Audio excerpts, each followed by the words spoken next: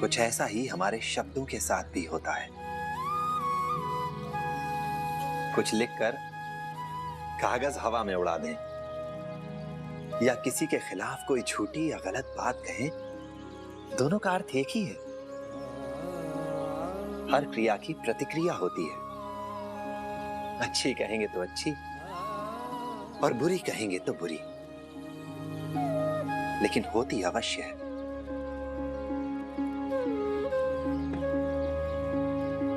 और हां, एक बात हमेशा याद रखना, धनुष से निकला हुआ बाण और मुंह से निकले हुए शब्द ये कभी वापस नहीं आते।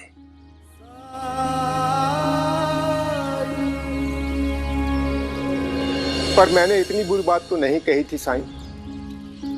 ऐसे ही कभी मुंह से निकल गया इसके बारे में। मैंने कोई साजिश नहीं रची थी मां।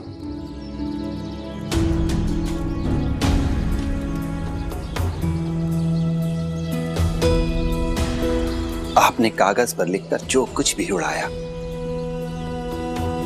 तो गली से मोहल्ले, मोहल्ले से गांव होता हुआ ना जाने किस गांव और कहां तक जा पहुंचा। ठीक वैसे ही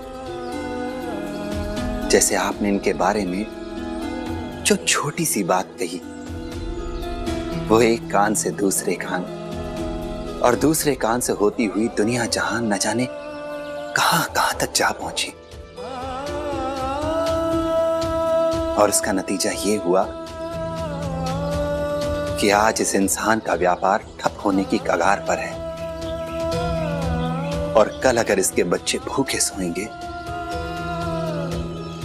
तो इसमें केवल आपकी मेहरबानी होगी।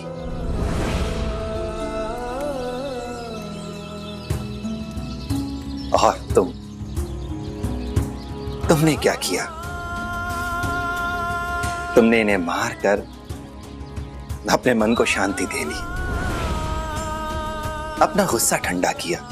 पर क्या इससे तुम्हारा जो नुकसान हुआ उसकी भरपाई हो गई? तुम्हारी समस्याओं का समाधान मिला तुम्हें? और इन पर हाथ उठाते हुए तुम्हें इनकी उम्र का जरा सा भी लिहाज नहीं आया? क्या तुम जानते हो कि इन्हें मधुमेह की बीमारी है? तुम्हारे दिए हुए जख्म, तुम्हारी दी हुई चोटें तुम्हारे लिए मामूली बातें हो सकती हैं,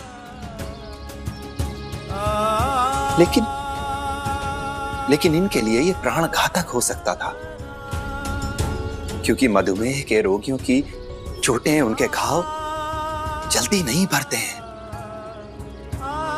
क्या तुम जानते हो, खुदा न खास्ता तुम्हारे धक्का देने से अगर इन्हें ज्यादा चोट लग जाती तो इनके प्राणों की रक्षा के लिए इनके पैर को काटना भी पड़ सकता था।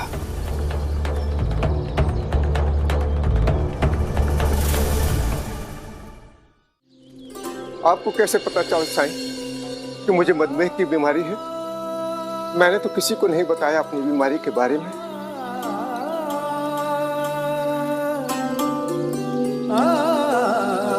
साईं, मुझे नहीं पता था कि ये ऐसी बीमारी से ग्रस्त हैं। और सच कहूं तो उस वक्त मेरा दिमाग काम नहीं कर रहा था।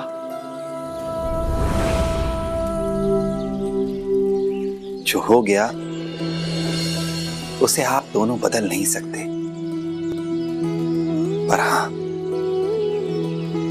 अपने भविष्य को अवश्य सुधार सकते हैं आप। गुरु और शिष्य का रिश्ता पूरे जन्म का होता है। हाथ या साथ छोड़ देने से यह रिश्ता नहीं टूटता। तुम्हारे इस व्यवहार से इन्हें बहुत आघात पहुंचा, अपमानित महसूस करने लगे ये। और रही सही कसर, तुमने इन पर हाथ उठाकर पूरी कर दी।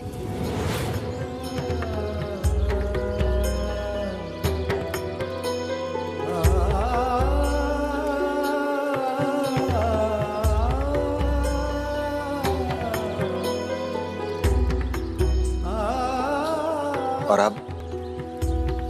अब जबकि आप दोनों को एक दूसरे की गलतियों के साथ खुद की गलतियों का भी एहसास हो गया है, तो आप दोनों मुझे बताइए, निर्णय कीजिए कि किसकी गलती बड़ी है। कोई भी चीज मनुष्य अपनी मां के पेट से सीखकर पैदा नहीं होता। घर हो या बाहर, जीवन के हर क्षेत्र में सफलता प्राप्त करने के लिए उसे एक गुरु की आवश्यकता होती है। गुरु जो सदैव अपने शिष्य को बुलंदियों पर देखना चाहता हो सकता है कि कभी शिष्य की तरक्की गुरु के लिए या गुरु की महानता शिष्य के लिए ईर्ष्या का कारण बन जाए। परंतु इन परिस्थितियों से हमें एक चीज बचा सकती है, और वो है संबंध। जो संबंध गुरु और शिष्य के बीच में है, उसे कभी ना भूलना, हमेशा उसे बनाए रखना। गुरु की आवश्यकता रहे या ना रहे, गुरु को हमेशा वही सम्मान देना जो पहले देते थे। गुरु की महत्ता को हमेशा बनाए रखना। शिष्य को चाहिए कि वो अपने गुरु का सम्मान करे, उसे कभी ना भूले, हमेशा उसे याद रखे। और गुरु को चाहिए कि वो अपने शिष्य से प्रेम करे, हमेशा उसके लिए अच्छा सोचे, आशीर्वाद दे उसे और हमेशा उसे अपनी दुआओं में याद रखे।